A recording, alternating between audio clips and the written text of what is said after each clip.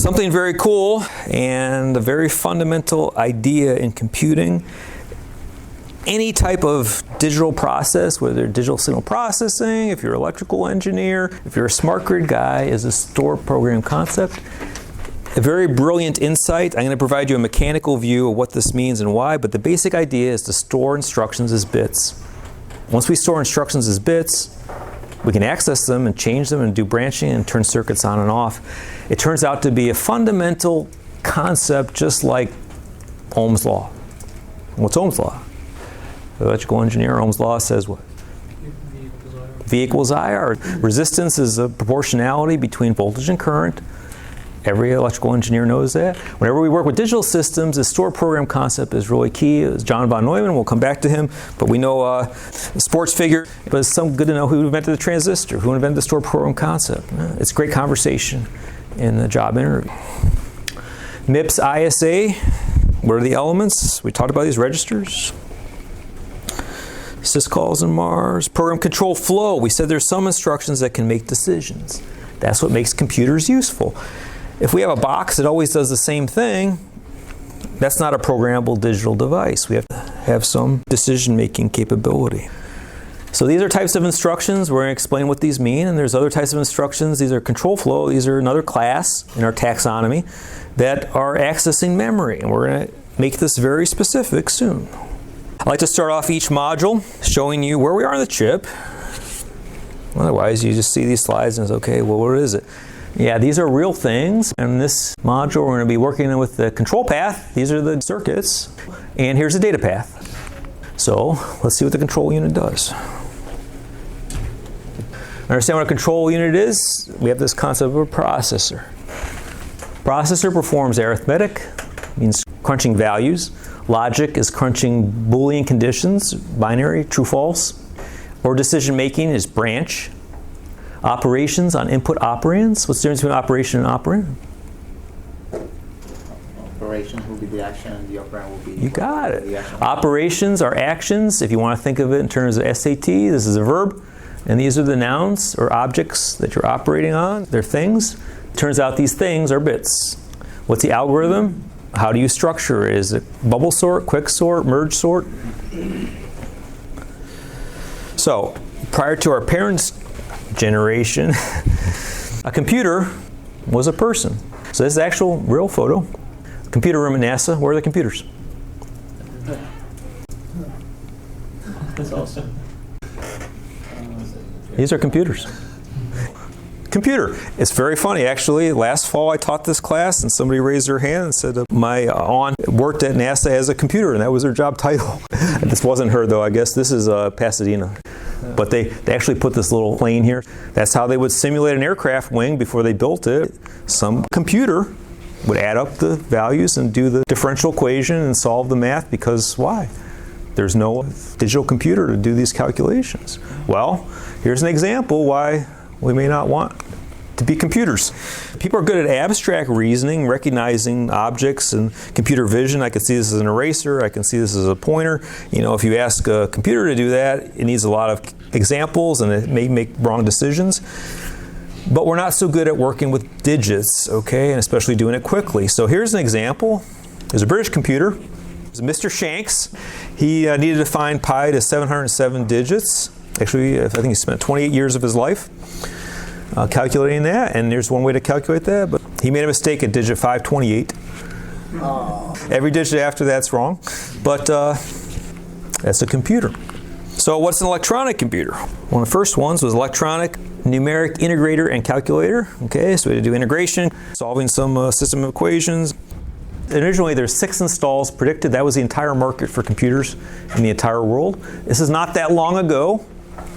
It's the late 1940s. So 2 human generations ago. They actually used tubes. They used a decimal representation. It turns out it's not so efficient. 10 tubes represent 1 decimal digit. Now suppose you had binary representation. Instead of having 10 tubes, how many bits would you need if each tube represented an on-off state instead of having 10 tubes in a circle to be 1 through 10 like a clock? You only have binary representation. How many tubes do you need? 2. 2 would give you 4 I represent a number between 0 and 9, so I need 4. 3 is not quite enough. 3 gets you 8. That's 0 through 7. That's octal. If you want to represent a number between 0 and 9, you need 4 things. So suppose you start with this. Okay? You want to execute this, the simplest example I could say. This is hardwired control. We're going to want to get to programmable control. This is hardwired control. You actually had to connect input X and input Y into the adder, which is this box, literally, and connect the output of that box to the multiplier. So how do you program this? Does anybody see what this looks like? This looks. These tubes are inside there. There's the old days, the old days. Connection board, switchboard at a telephone operator. They take the plug and you make a circuit connection so the electrons can flow from the adder into the multiplier, and that's how you programmed it. So what was this job title? These guys? They were computer programmers. So these were computers in 1940, and these were computer programmers. If you're a computer programmer, you went like this. You had big muscles, and you didn't use your brain too much. That was true. So what about that? Well, we need the stored program concept to make computers practical because hardwired computers are not very programmable. And there's a lot of other issues with it, but John von Neumann had this idea. Let's take a look at a mechanical version first. So Charles Babbage designed a calculating machine and built just this small section. It's set up at the moment to produce a sequence of squares simply by turning a handle. Reading vertically, 9 is 3 squared. 4 squared is 16.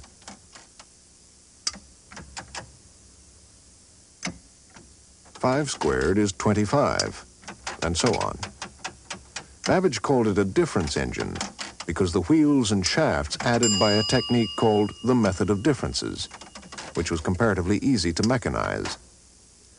To avoid printer's errors, the full machine would also print out the answers. Recognizing the national importance of accurate tables, the government put up the money to pay for development. But Babbage never completed his engine, partly because he was a poor manager, but mainly because he'd had a better idea. The difference engine could only do one thing, calculate by the method of differences. How much better, Babbage thought, to build a machine capable of doing many different things. With that single thought, Charles Babbage had hit upon the fundamental concept of the computer. So this is the cool thing. If you look here, this is actually his real drawing. So this was his central processing unit. These were registers storing just a few values. Over here he has something, this is called the mill. Okay, so what did they do back then? They didn't have multi-core and stuff. They milled grains, okay? So he thought this would be powered by steam. And this was the mill, was milling digits, decimal digits. And this is a store, which is like a storehouse or like a silo for digits, which were a bunch of these wheels that were storing values, which is the memory. Pretty cool. And he got the idea, he said, you know what?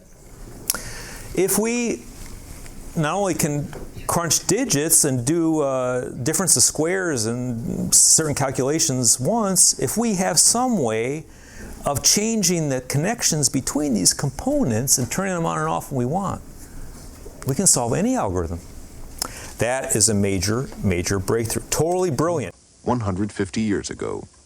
This particular piece was under construction at the time of Babbage's death. It is a small experimental piece that is all, in fact, of the engine that was ever completed. The largest design of this kind that Babbage devised would, in fact, be the size of a small steam locomotive. The machine is revolutionary in many respects. It has much in common with modern digital computers, which is what is quite extraordinary given the time in which it was devised. The mill, which is what we would now call the central processing unit, the place that the machine operated on information, is quite separate from what we would now call memory, what Babbage called the store. The separation of store and mill is a feature of the subsequent electronic developments. Perhaps the most revolutionary feature of the whole machine is the fact that it's programmable. It is a general-purpose programmable machine. And Babbage used punch cards to program the machine.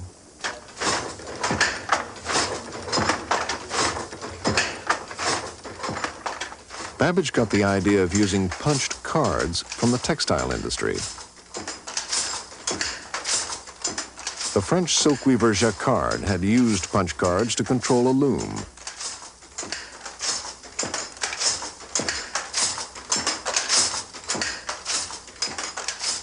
The pattern of holes in each successive card controlled the position of steel rods, which in turn determined which threads of the warp should be lifted above the shuttle and which should remain below. Different sequences of punch cards produced different patterns. Jacquard even had a set of cards which wove his own portrait. The world's first selfie. There it is. You saw it.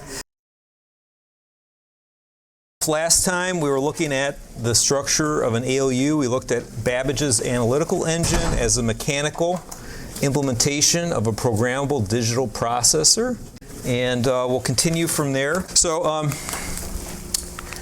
if you look here, processor and memory, what we started was abstraction, a processor, abstraction, and memory. What we're going to do in this module, we drill down inside these boxes, make a clear box view. What's inside the processor? And we said control unit was the control path and also the data path. What's inside the memory? We're going to see that we're going to store instructions and data as bits. That was the von Neumann stored program concept. We back up to the previous slide, von Neumann's stored program concept.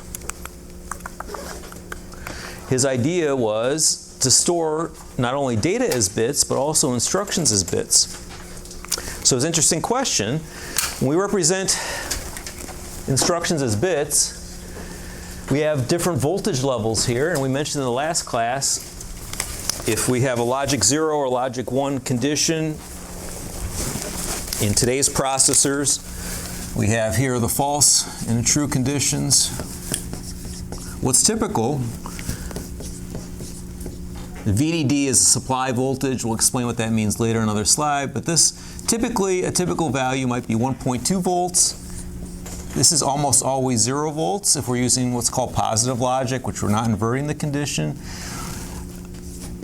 More advanced processors might be 0.8 volts and 0 volts, but this is a true and this is a false condition. So we're going to see in the video, the animation in a moment, when we connect up, instead of using hardwired control of making a circuit manually, we actually use these bit conditions over a bus. What was the catchphrase for bus? When you hear the bus, you think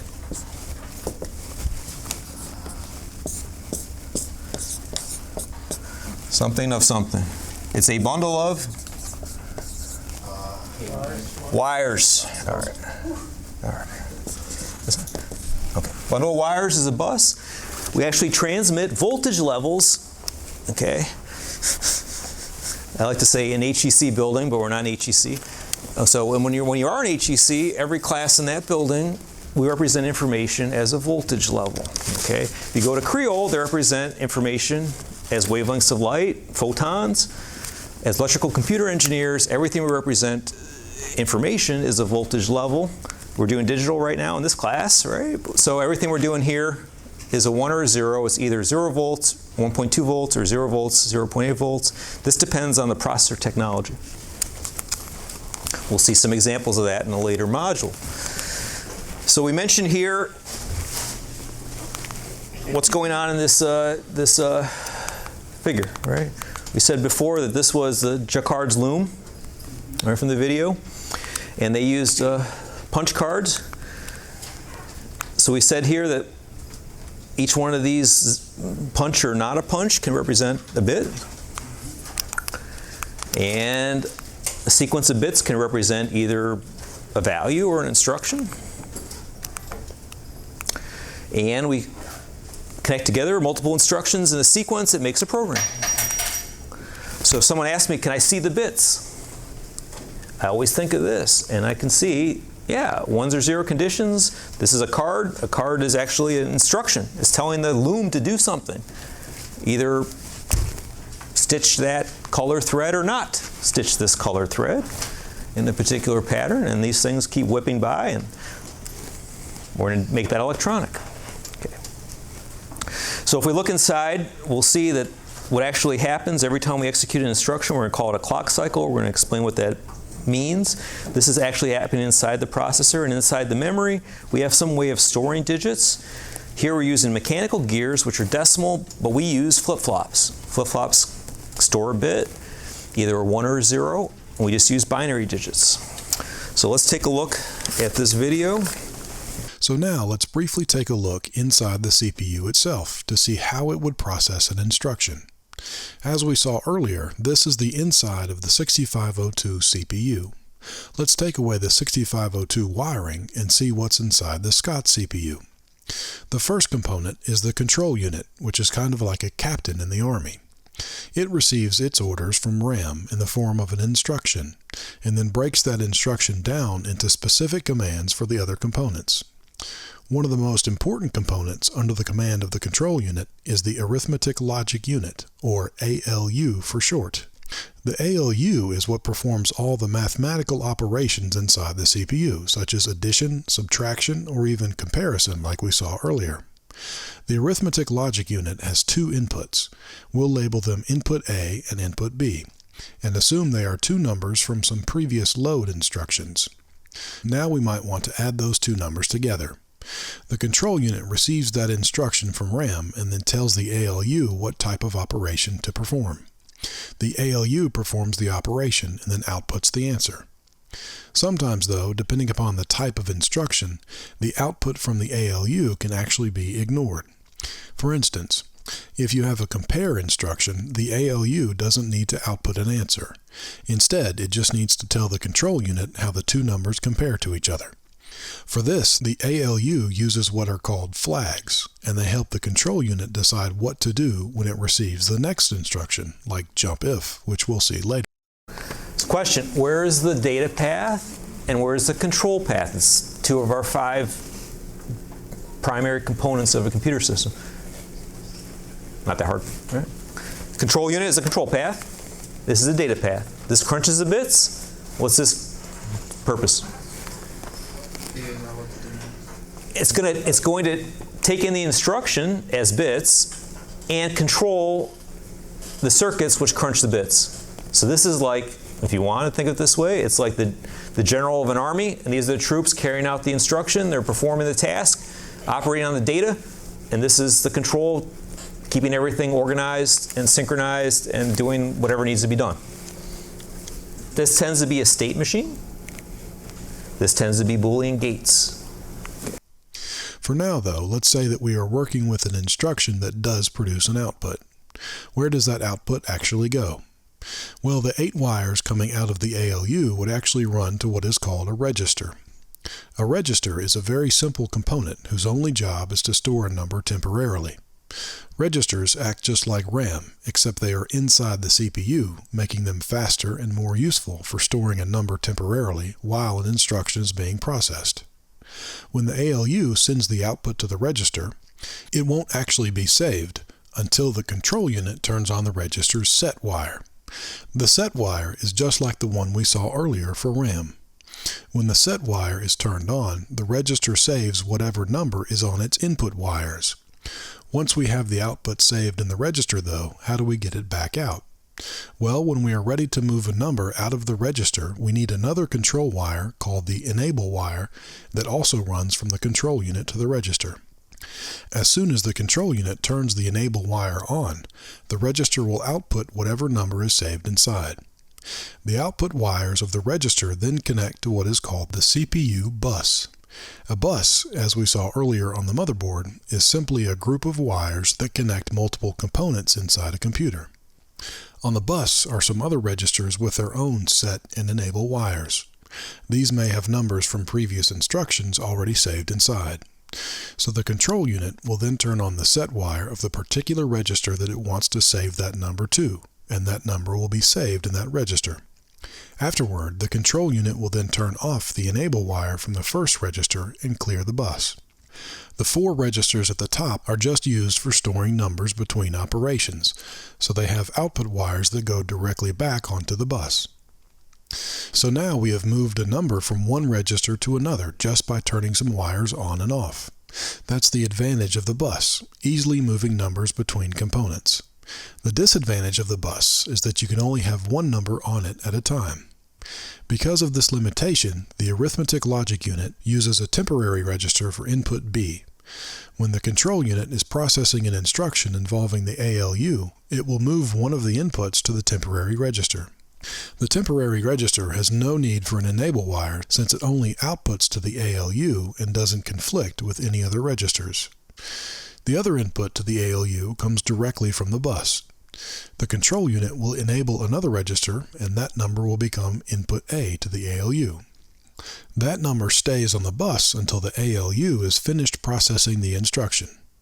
And so now there are two inputs to the ALU, and we're ready for the ALU to perform an operation. As we saw earlier, the control unit knows what operation to tell the ALU to perform because of the instruction it receives from RAM. The instruction itself is in another register called the instruction register. By the way, the input wires from the bus won't affect this register since the instruction was already saved in a previous step. So some key things to point out here. We can see the bits. We can see the bits flowing over the bus.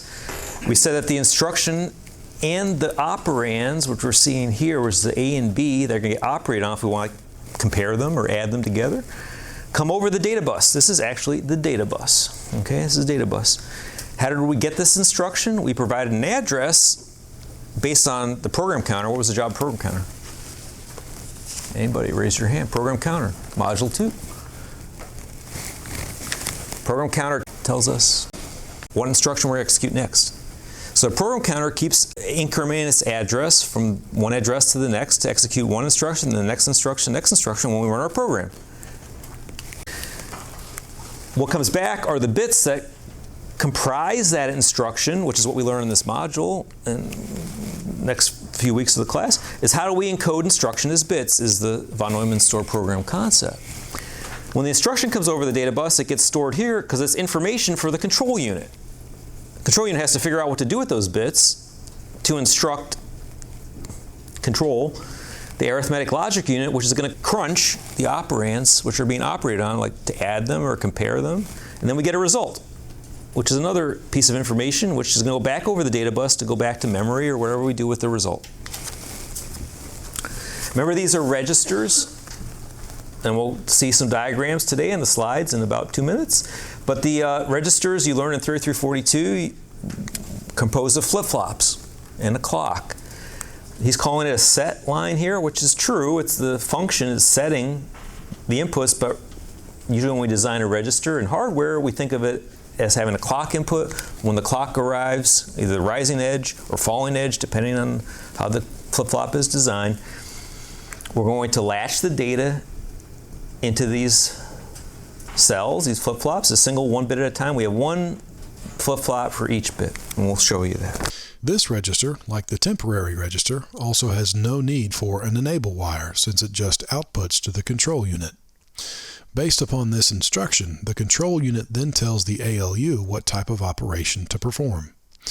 So let's say the instruction we're processing is a compare instruction.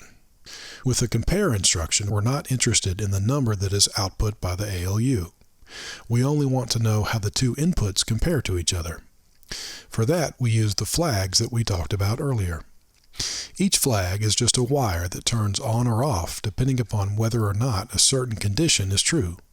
Inside the Scott CPU, there are 4 flags, and we'll look at 2 of them now. The A is larger flag will turn on if input A is larger than input B. If the inputs are the same, then the equal flag turns on, and if both of these flags are off, that means input B is larger. But in this case, the equal flag is on, so that means both inputs are the same. Once the compare instruction is over, we still need to use the flags for the next instruction, so we'll save them to a register that only has 4 inputs and 4 outputs, 1 for each flag. So what we're seeing here is that the control unit takes in bits of the instruction. We use the word decode, decodes those bits to set some control wires to control the flow of the bits of the operand, which are the input data, to do some operation, which we call an instruction. And the instruction may generate an output, which is another operand. We have input operands and output operands. or it may generate a flag. A flag is an output, which is a type of control information, giving us a condition. Usually, to start simple, we just make it Boolean. It's either true or false. A is greater than B, A is equal to B, something of this nature. That turns out to influence potentially the next instruction. We gave an example.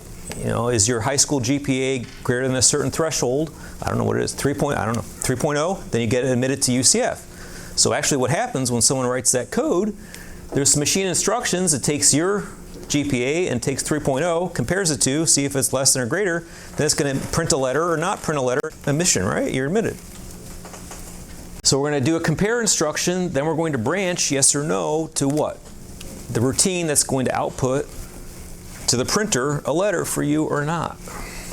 We'll show that in the next slides. Once the flags are set into the flags register, the CPU is finished with the compare instruction, and it can then request the next instruction from RAM. Generally, the next instruction after a compare instruction is a jump if instruction. This combination of a compare and a jump if instruction, by the way, is very common in computer programming. Anytime there is more than one possible path through a program, the computer is using these instructions to tell it which way to go. So now that we're finished with the compare instruction and our flags are saved in the flags register, we need to tell RAM that we're ready for the next piece of data, in this case, the next instruction. So this sequence repeats over and over again.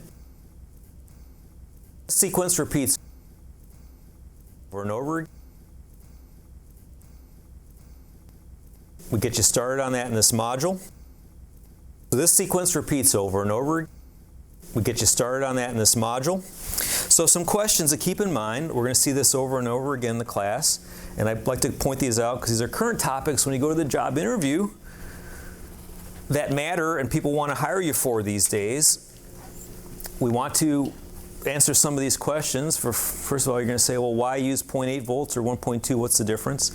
One reason we want to reduce the voltage, lower the supply voltage, we use the word supply voltage, of the chip. When we do that, we save energy. It actually turns out why, and we'll see in Module 8, Device Technology. When we reduce the voltage, it's a V-squared relationship. So if you cut the voltage in half, or by a significant factor, it's actually a squared benefit to energy savings. We saw the Google data center, right? What was their big problem? Their electric bill. And plus I got to cool it, all right? So when we have these big data centers, this wasn't a problem 5 years ago or 10 years ago for sure. People just want to make computers run fast, and there wasn't this big cloud computing emphasis in hiring. Now we need to, people want to hire you to save energy. So what's some ways we can do that? Well, we can lower the voltage. When we lower the voltage, what happens? Our 1 and 0 gets closer and closer together because 0 is 0 volts. We're not changing that, that's ground. And then the logic 1 is getting closer to that, so it's actually a point of ambiguity. Is it a 1 or a 0? We're trying to do this billions of times per second. So we have to also have higher reliability. It's a good topic for graduate school. A lot of papers coming out now. That's what actually your lab TAs, they work on when they're graduate students. Different techniques so we can increase the reliability to get this lower voltage operation and still have it be reliable. So we're going to come back to these issues. What's another way that we can save energy? Well, we had one problem in Module 2. Remember we had the trade-off between the MIPS 74K model and the 34K model. We had two Toshiba memories, and we traded it off to have the fastest execution. That's a metric of performance for speed.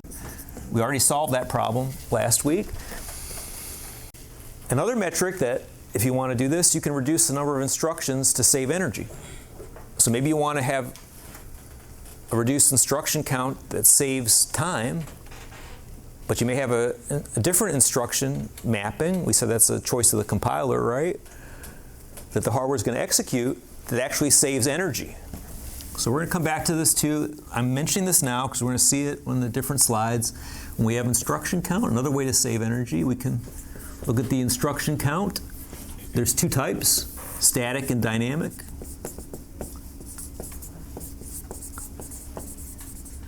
The static instruction count is the size on the disk, or in RAM, it's the size of your program.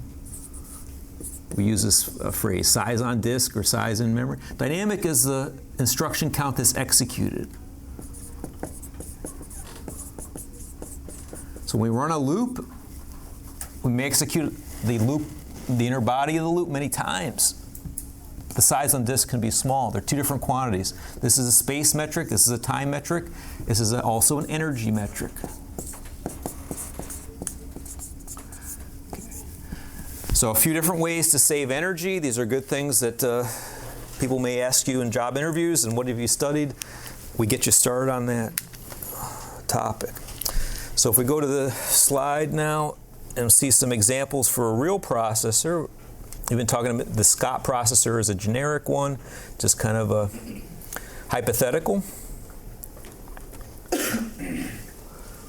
So if I disconnect that, will it go to sleep if I disconnect that?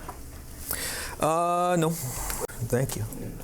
So if we look at a real processor, all right, so we just saw this video. You can look at this if you want to see how does the processor actually get instructions from memory. The steps, we actually cover in more detail later. A lot of people ask me that question. So here are some real instructions for a real processor, MIPS. We're going to learn all these over the next few modules. There's approximately 100 basic machine instructions. So any program you write, whether it's a complex program sorting some numbers, accessing a database, scientific calculation, word processing program, is all broken down into some sequence of this 100 different instructions that are very simple. They operate on just a few bits. We're going to see 32 bits at a time. Some examples are arithmetic logic, load store, jump and branch. We started to name these. We'll see more examples. This is the instruction, is a part of the control unit. Inside the processor, we also have a register file which stores intermediate values. We'll show this on the next slide, but program registers, we have 32 of them. Each is 32-bit wide. There's some special purpose ones and some general purpose ones. Special purpose, one is the program counter, which we said points to the next instruction to execute. It's telling us where in memory to get the next instruction. We also have some other special purpose ones, and we'll explain these. So if we look inside this chip, we're going to design each one of these boxes in a separate module.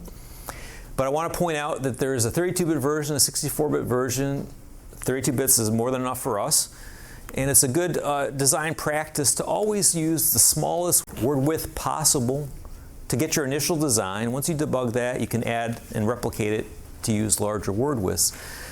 In this class, we're going to use 32-bit. There's a 64-bit version also available. Inside here of the register file, we want to look at this and see what we're working with as far as registers inside MIPS. MIPS has 32 registers which hold operands. We can see them all numbered here from 0 to 31. We use syntactically a $sign to tell us it's a register and not just a number. So $0 means register number 0. We can see each register also has a name. Sometimes we refer to it by name, sometimes we refer to it by number. For example, there's temporary registers that have a T, and there's save registers, which we'll explain, which are operands. And some properties you can learn more about as we go along. Much faster than 50 clock cycles going to main memory. So 50 nanoseconds here would be typical register access.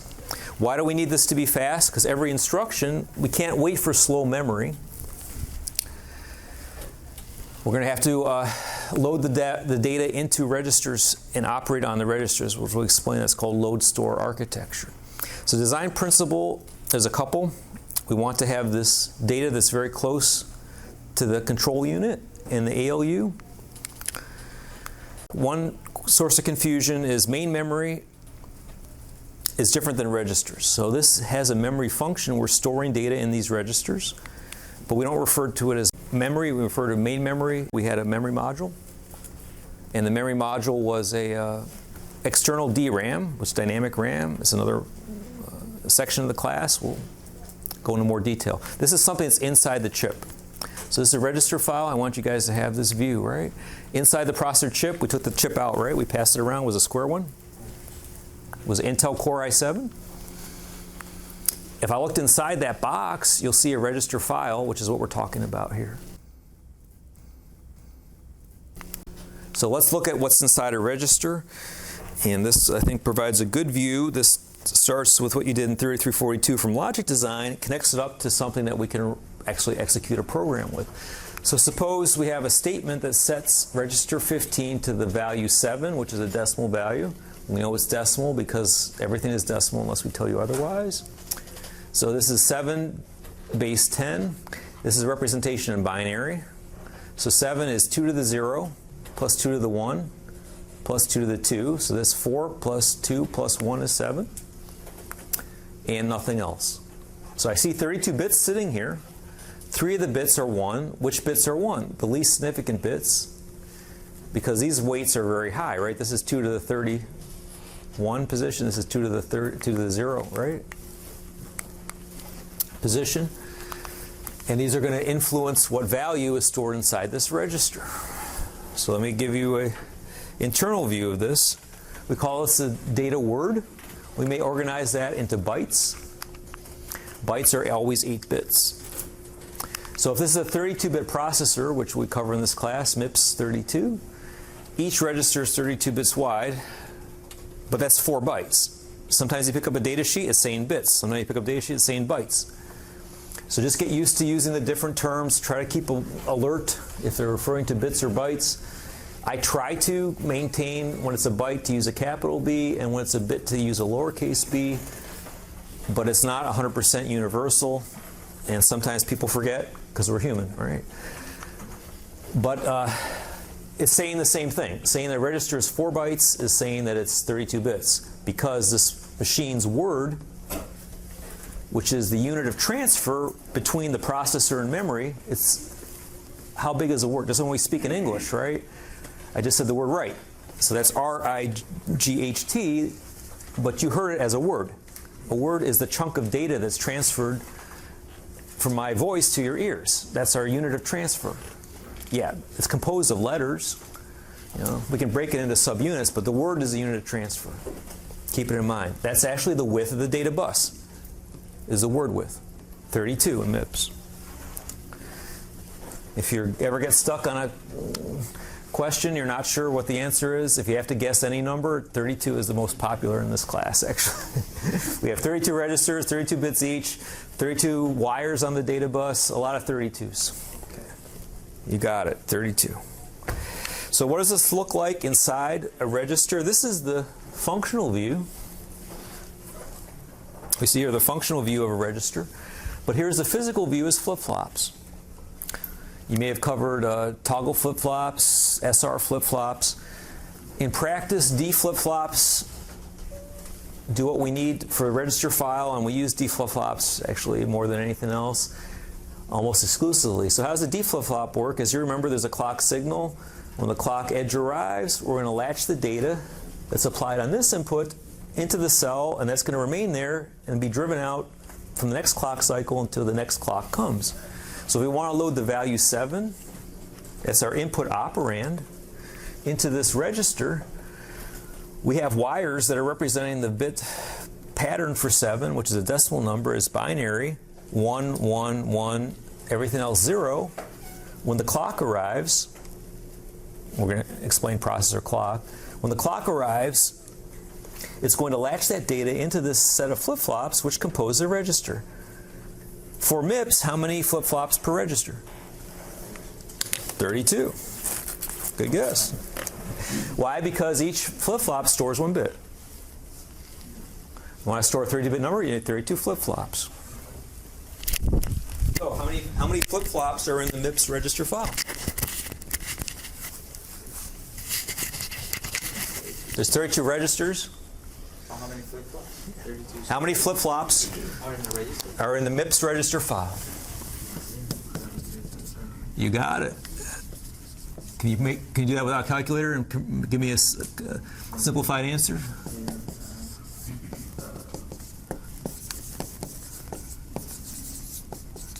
We're practicing for the quiz. You have 32. We can use unit factor method, right? 32 registers times 32 flip-flops per register. So register cancel out. So So you have 32 times 32, right? Is 32 squared? Is this any number we know? Yeah, it is 1024. And this is 2 to the what? 5th? What's 2 to the 5th squared? It's 2 to the 5 times 2 to the 5. It's 2 to the 5 plus 5 is, you got it. Is that a number you know? Yeah. 1K. 1024. See? You're in your project meeting, and this thing comes up on the. We're going to see, right? We'll see actually the Global Foundry. They're sitting around with their laptops, and they're all working. And this is somebody said 32 bits word width and 32 registers, and you're thinking 1,024 flip-flops because you're an electrical engineer. You know what's inside the box. Computer scientists in the room, they're seeing this. They're seeing the data representation, but you know both. There's about 1,000 flip-flops inside the MIPS register file. We're actually going to be able to see them on the chip. So we mentioned before, registers have different purpose. This matters to us to understand what the hardware does. Here is a breakdown, color-coded, different types of registers and their purpose. When we're programming the machine to execute instructions, we're going to use what's called general-purpose registers. General-purpose registers are accessible by the programmer. What does that mean? It means that the programmer can update their value, access it, increment it, decrement it, add it, subtract it, change it, test it, compare it. What about the other registers? Other registers may be used for certain purposes that the programmer may or may not have permission to use. Some other things are special purpose, like pointing to the next instruction. Those are only accessed or incremented or updated when we execute certain instructions like jump, or execute the next instruction, we increase the program counter. So we'll talk about that. One question you may have is, well, I see these general purpose and I see S, it's hard to see here, but we have S and T. What's the difference between S and T? T stands for a temporary value and S stands for a save value. Right now we can use these interchangeably. We're going to see later how these differ. But if it's something that the program needs to retain, like an output, it's good to use an S register because that's a save value. If it's something that's a temporary value, like intermediate calculation, a T is probably okay. The point is that we only have a very limited number of registers. We have 32 total. A lot of them are special purpose. It leaves the programmer a very limited number of registers, so we have to be efficient when we use these, and we'll explain this. MIPS has 32 registers. If you go to Intel, almost every chip has on the order of 100. Okay, not a big memory storage capacity compared to main memory. Main memory you have gigabytes. All right, memory module we passed around, yeah, gigabytes. You add memory to your PC, it's gigabytes. What's inside the CPU has to be very fast memory. It's a different type of design. It's static RAM versus dynamic RAM. Static RAM is flip-flops. Dynamic RAM is capacitor. Capacitor takes a while to charge. We all know that, right? Capacitor takes a while to charge. Can't be fast, but it can be very dense. We can make those small. We'll explain later. These flip-flops actually have a standard cell, SRAM cell is 6 transistors. We call it the 6T cell. So let's try our first MIPS instruction. Here's a C statement to add B and C and generate the output A. What the machine actually executes is what we see here in gold is a assembly language instruction. It has a certain syntax. The syntax is the instruction operation comes first. We call this the opcode or instruction operation. Then there's a destination operand and 2 source operands.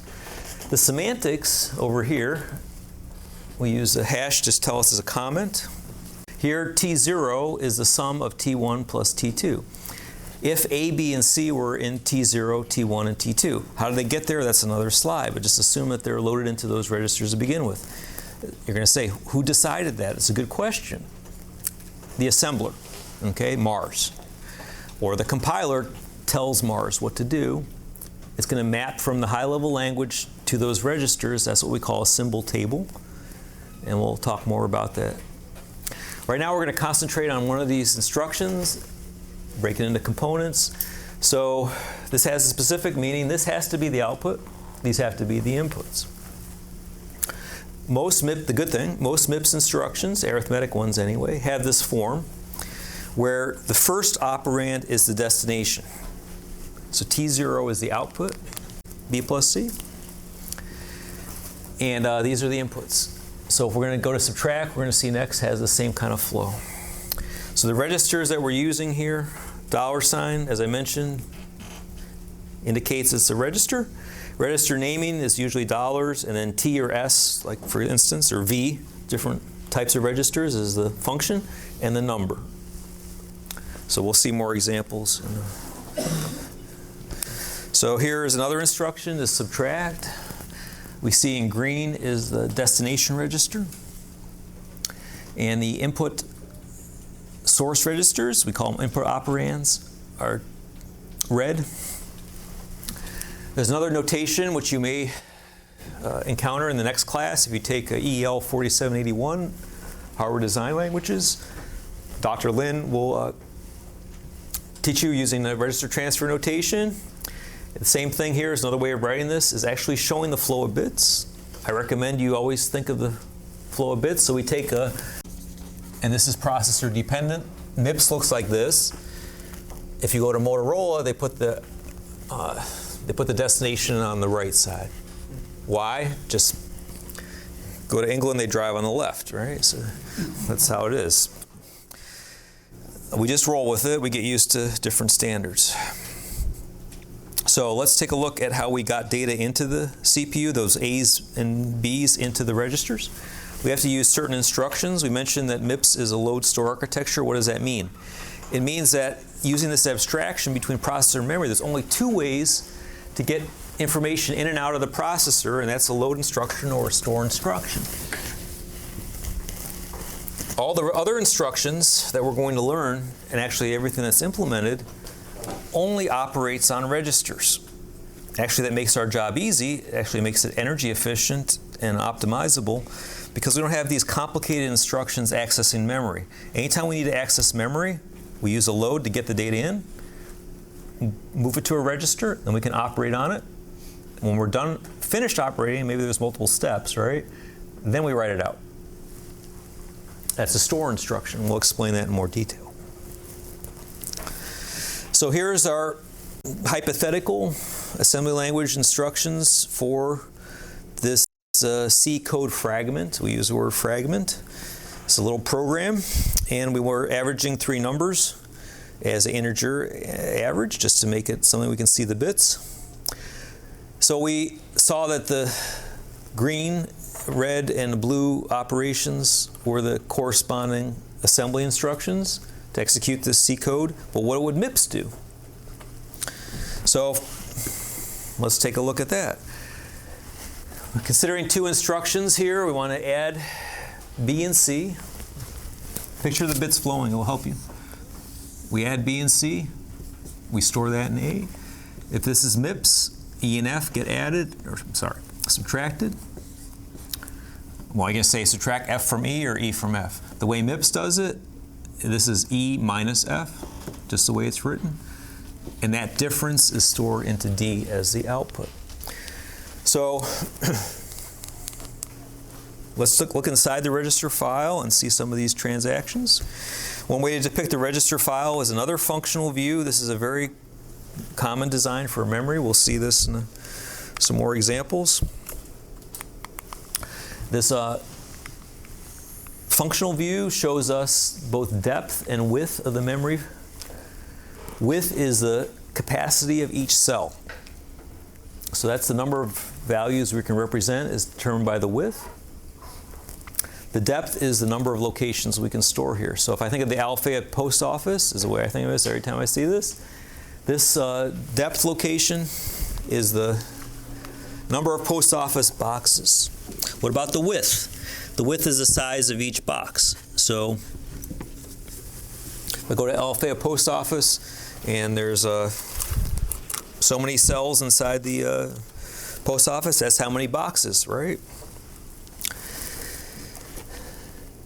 That's the depth of the memory.